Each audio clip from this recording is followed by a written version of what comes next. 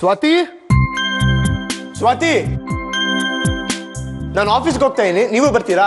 ಹಾ ಸರ್ ಬಂದೆ. ನನ್ ಬಟ್ಟೆ ಇನ್ನ ಐರನ್ ಆಗಿಲ್ಲ, ಒಂದ್ 5 ನಿಮಿಷ ಬರ್ತೀನಿ. ಸರಿ, ನಾನು ಇಲ್ಲಿ ವೇಟ್ ಮಾಡ್ತಿರ್ತೀನಿ, ಬಾ. ಹಾ ಆದಿ ಆದ್ರೆ ಇಲ್ಲ, ಇನ್ನು ತಿಂಡಿಗೆ ಬಂದಿಲ್ಲ. ಒಳಗೆ ರೆಡಿ ಆಗ್ತಿರ್ತಾನೆ ಅನ್ಸುತ್ತೆ, ಬರ್ತಾನೆ ಬಿಡಿ ಅಜ್ಜಿ. ಸರಿ, ನೀನಾದ್ರೂ ತಿನ್ ಬಾ. ಸರಿ ನಡೀರಿ. ಬಾ. ಹಲೋ, ನನ್ ಡ್ರೆಸ್ ಐರನ್ ಆಯ್ತಾ? ನಾನು ಆಫೀಸ್ಗೆ ಹೋಗ್ಬೇಕು, ಬೇಗ ಬೇಗ ಐರನ್ ಮಾಡಿ. ಎಷ್ಟೊತ್ತು ಐರನ್ ಮಾಡೋದು?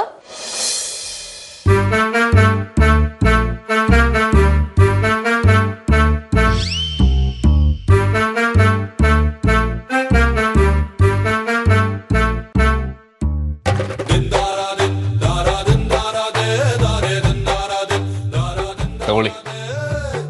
ಏನ್ ಈ ಬಟ್ಟೆ ತಂದು ಕೊಡ್ತಾ ಇದ್ದೀರಾ? ನಾನ್ ಬೆಳಿಗ್ಗೆ ಕೊಡ್ಬೇಕಾದ್ರೆ ಇವತ್ತು ಯಾವ ಬಟ್ಟೆ ಹಾಕೊಳ್ಳೋದು ಅಂತ ಹೇಳಿದ್ದೆ ತಾನೆ. ನಾನು ಇವತ್ತು ಹಾಕೊಳ್ಳೋದು ಆ ಯೆಲ್ಲೋ ಕಲರ್ ಡ್ರೆಸ್ಸು, ಅದನ್ನ ಐರನ್ ಮಾಡ್ಕೊಡಿ. ರೀ, ನಾನೇನು ಅಯನ್ ಶಾಪ್ ಇಟ್ಕೊಂಡಿದ್ದೀನಿ ಅನ್ಕೊಂಡಿದ್ದೀರಾ? ಕೇಳಿದ ಬಟ್ಟೆನೆಲ್ಲ ಅಯನ್ ಮಾಡ್ಕೊಡಕ್ಕೆ. ನನ್ನ ಲೈಫ್ ಟೈಮಲ್ಲಿ ನಾನೇ ನನ್ನ ಬಟ್ಟೆನ ಅಯನ್ ಮಾಡಿಲ್ಲ, ಗೊತ್ತಾ? ಏನೋ ನನ್ನ ಜಗಳ ಆಡಿದ್ರಿ ಅಂತ ಮಾಡ್ಕೊಡ್ತಿದ್ದೀನಿ ಅಷ್ಟೇ. ಅದ್ರಲ್ಲಿ ನಿಮ್ಮ ಚಾಯ್ಸ್ ಬೇರೆನಾ? ಬೇಕಿದ್ರೆ ಹಾಕೊಳ್ಳಿ, ಇಲ್ಲಾಂದ್ರೆ ಹಾಗೆ ಹೋಗಿ. ಏನು, ಬಟ್ಟೆ ಹಾಕೊಳ್ದ ಹಾಗೆ ಹೋಗ್ಬೇಕಾ? ರೀ, ನಾನು ಯಾವಾಗ ಹಾಗಂದೆ? ಹಾಕೊಳ್ಳಿದ್ರೆ ಆ ಬಟ್ಟೆ ಹಾಕೊಳ್ಳಿ, ಇಲ್ಲಾಂದ್ರೆ ಹಾಕೊಂಡಿರೋ ಬಟ್ಟೆಯಲ್ಲಿ ಹೋಗಿ ಅಂದೆ ಅಷ್ಟೇ. ಇಲ್ಲ ಇಲ್ಲ, ನೀವ್ ಹಾಗೆ ಹೇಳಿದ್ದು. ಇರಿ, ಅಜ್ಜಿಗೆ ಹೇಳ್ತೀನಿ. ಅಜ್ಜಿ ಅಜ್ಜಿ. ರೀ, ಒಂದ್ ನಿಮಿಷ, ಅಜ್ಜಿನ ಕರಿಬೇಡಿ. ಆ ಬಟ್ಟೆನ ಅಯನ್ ಮಾಡ್ಕೊಡ್ತೀನಿ, ಒಂದ್ ನಿಮಿಷ.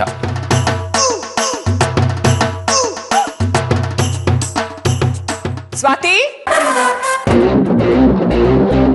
ಸ್ವಾತಿ ಕರ್ದ್ಯಮ್ಮ? ಇಲ್ಲ ಅಜ್ಜಿ, ಸುಮ್ನೆ ಕರ್ದೆ. ಅಜ್ಜಿ, ಇದೇನಾರ್ಯ, ಇನ್ನೂ ರೆಡಿ ಆಗಿಲ್ಲ? ಟಿಫನ್ ತಿನ್ನಕ್ ಬರಲ್ವಾ? 2 ನಿಮಿಷ ಅಜ್ಜಿ, ಬಂದ್ಬಿಡ್ತೀನಿ. ನೀವು ತಟ್ಟೆ ಹಾಕ್ತೀರಿ, ಅಪ್ಪ ಅಮ್ಮನೆಲ್ಲ ಕರೀರಿ, ಬರ್ತೀನಿ ಆಯ್ತಾ? 1 ನಿಮಿಷ. ಸ್ವಾತಿ, ಲೇಟ್ ಆಗ್ತಿದೆ, ಬೇಗ ಬರ್ತೀರಾ? ಬಂದೆ ಸರ್. ಅಲ್ಲ ರೀ, ನನ್ ಬಟ್ಟೆ ಎಲ್ಲ ಕೆಳಗಿಸ್ತಿದ್ದೀರಲ್ಲ. ಇಲ್ಲಿ ನೋಡಿ, ನನ್ ಬಟ್ಟೆ ಎಲ್ಲ ಎಷ್ಟು ಗಲೀಜಾಗಿದೆ. ರೀ, ಅಜ್ಜಿ ಬಂದ್ರು ನಾವು ಗಾಬರಿಯಲ್ಲಿ ಬಿಸಾಡ್ಬಿಟ್ಟೆ. ಇದೆಲ್ಲ ಕ್ಲೀನಾಗಿ ವಾಶ್ ಮಾಡಿಸಿ ಅಯನ್ ಮಾಡಿಸಿ ಇಟ್ಟಿರ್ತೀನಿ, ಸರಿನಾ?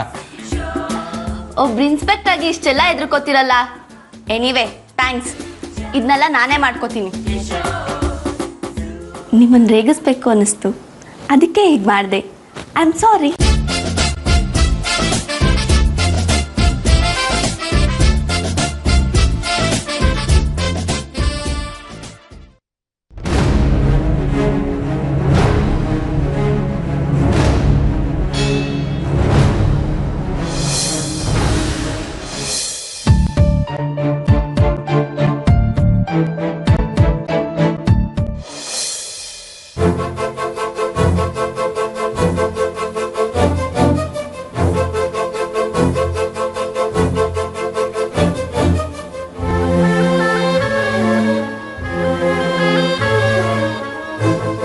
ಡ್ಯಾಡಿ,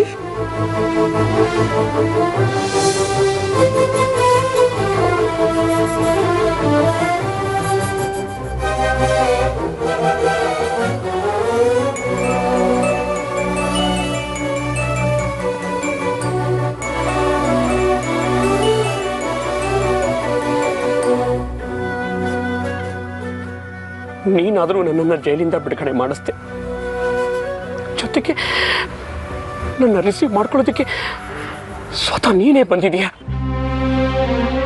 ಆಕ್ಚುಲಿ ಈ ಕೆಲಸನ ರಂಜಿತ್ ಮಾಡಬೇಕಾಗಿತ್ತು, ಆದರೆ ಗಂಡ ಮಗನ ಸ್ಥಾನದಲ್ಲಿ ನಿಂತ್ಕೊಂಡು ನೀನು ನನಗೆ ಈ ಹೆಲ್ಪ್ ಮಾಡಿದೀಯಾ. ಮಗಳೇ, ಈ ಜೀವನ ಪರ್ಯಂತ ನಾನು ನಿನಗೆ ಋಣಿಯಾಗಿರ್ತೀನಿ. ನಿನ್ನ ಈ ಉಪಕಾರನ ಯಾವತ್ತೂ ಮರೆಯಲ್ಲ ಮಗಳೇ, ಯಾವತ್ತೂ ಮರೆಯಲ್ಲ. ತಂದೆ ಮಗಳ ಮಧ್ಯೆ ಇಂಥ ಮಾತಲ್ಲ ಯಾಕೆ ಡ್ಯಾಡ್? ನನಗೆ ಎಂತ ಇರೋದು ನೀವೊಬ್ರೆ. ನಿಮ್ಮನ್ನು ದೂರ ಮಾಡ್ಕೊಳ್ಳೋದು ನನಗಿಷ್ಟ ಇಲ್ಲ.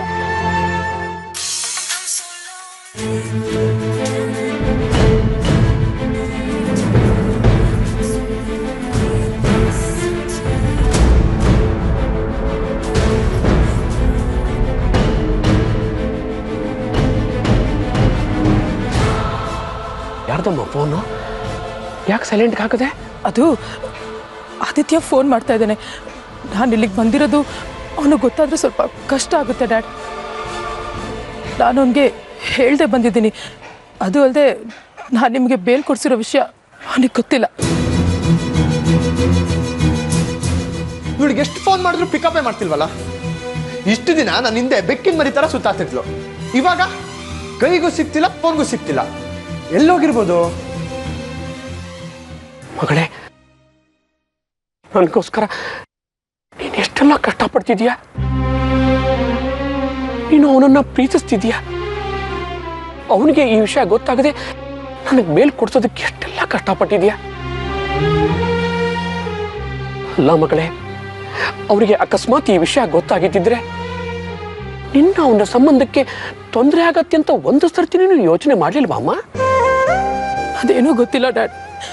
ನಿಮ್ಮನ್ನ ಉಳಿಸೋದಕ್ಕೋಸ್ಕರ ನಾನು ಎಂಥ ರಿಸ್ಕ್ ಬೇಕಾದ್ರೂ ತಗೋತೀನಿ. ಅದಕ್ಕೆ ಹೀಗೆ ಮಾಡಿದೆ. ನನಗೆ ಆದಿತ್ಯ ಎಷ್ಟು ಮುಖ್ಯನೋ ನೀವು ಅಷ್ಟೇ ಮುಖ್ಯ.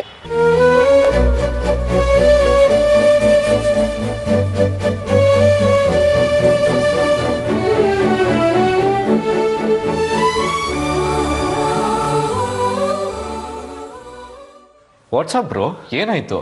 ಯಾಕೆ ಅಣ್ಸುಟ್ಟಿರೋ ಬೆಕ್ತರ ಒದ್ದಾಡ್ತಿದ್ಯಾ? ಸಾಕ್ಷಿ ವಿಷಯ ಏನಾದ್ರು? ಸಾಕ್ಷಿನೂ ಇಲ್ಲ, ಏನೂ ಇಲ್ಲ. ನಿರೋಷನ್ ಫೇವ್ರೇಟ್ ಸಿಂಗರ್ ಹನಿ ಸಿಂಗ್ ಬಂದಿದ್ದಾನೆ. ಕಷ್ಟಪಟ್ಟು ನಾನು ಟಿಕೆಟ್ ತಂದಿದ್ದೀನಿ. ಅವಳು ನೋಡಿದ್ರೆ ಅದಕ್ಕೆ ಯಾಕೋ ಟೆನ್ಷನ್ ಮಾಡ್ಕೊಂಡಿದ್ಯಾ? ಖುಷಿಯಾಗಿರ್ಬೇಕು. ನೀರಿನ ದಡಕ್ ಬಿದ್ದಿರೋ ಮೀನ್ ಥರ ಓದಾಡ್ತಿದ್ಯಲ್ಲ. ನನ್ನ ಟೆನ್ಷನ್ ನಿಂಗೆ ಅರ್ಥ ಆಗಲ್ಲ ಕಣೋ. ಅವಳು ಬೆಳಗ್ಗೆಯಿಂದ ಎಲ್ಲೂ ಕಾಣಿಸ್ತಿಲ್ಲ. ಫೋನ್ ಟ್ರೈ ಮಾಡಿದ್ರೆ ಸ್ವಿಚ್ ಆಫ್ ಅಂತ ಬರ್ತಿದೆ. ನಾನೇನು ಮಾಡಬೇಕು?